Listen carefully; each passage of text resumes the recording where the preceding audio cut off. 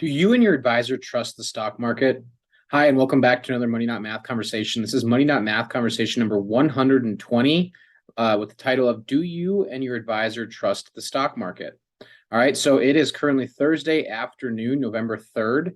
And so we're 2 days away from deer hunting up here in northern Minnesota. So good luck to all of you who enjoy deer hunting, and good luck to everyone who doesn't, and just whatever else it is you spend your time doing.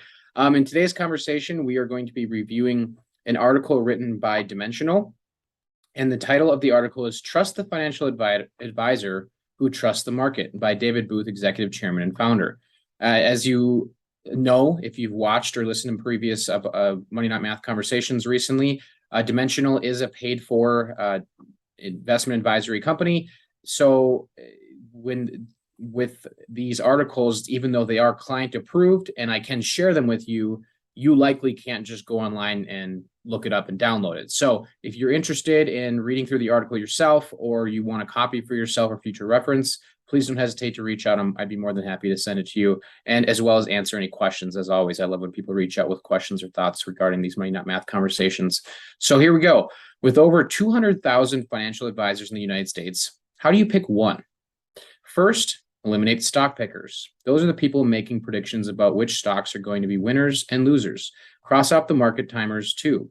They're the ones who get into and out of the market, trying to buy the dip and sell at the peak. The problem with these strategies is that it's unlikely any individual will be able to pick the right stock and the right time, especially more than once.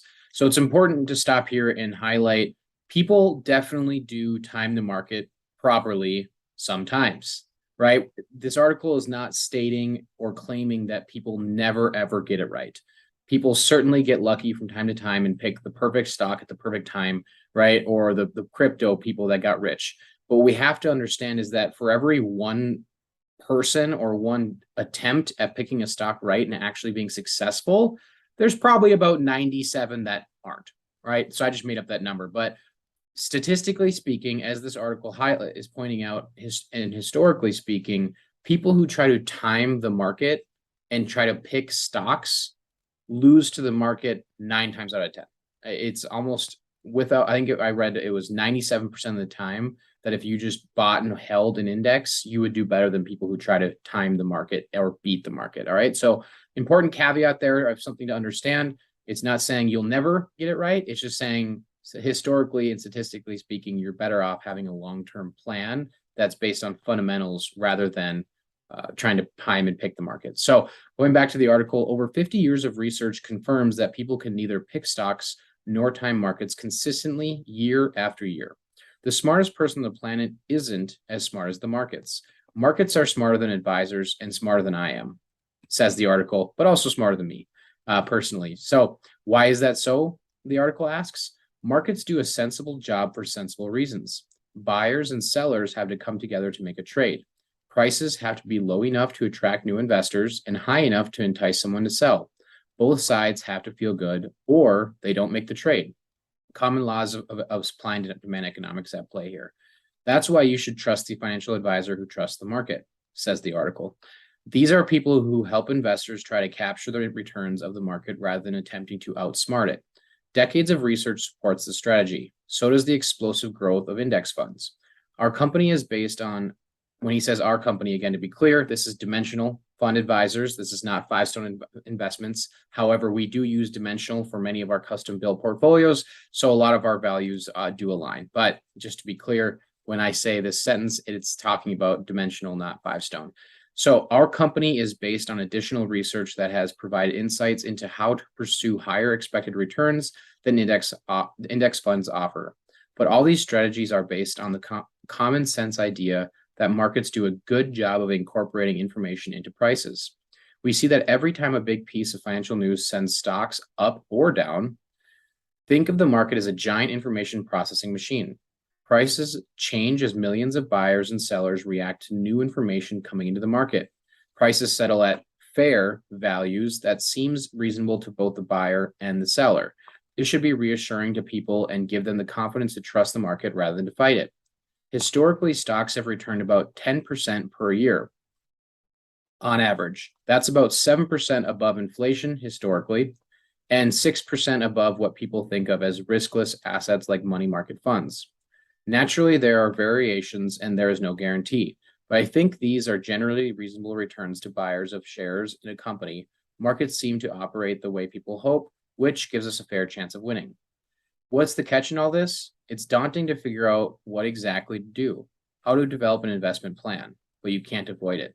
Few things are more important than developing a well thought out plan when investing your life savings. So, this is extremely important when investing your life savings.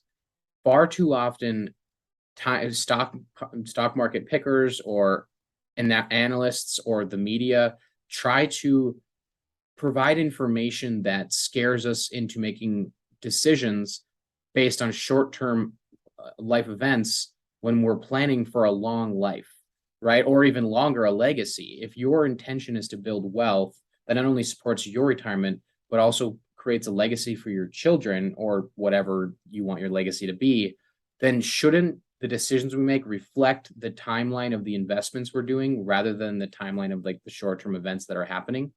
Okay, so it's really important to remember we're investing for your life savings. We're not investing for the next 12 months. And if you are, then that's a whole different risk and conversation. Going back to the article, in my experience, it's easy to agree with these principles, but it's hard to stick with them when times get tough. As they say, the worst time to make a logical decision is when emotions are running high. Some would argue that it's impossible to make a logical decision when your emotions are running high. Coming back to the article, you need to be a long-term investor.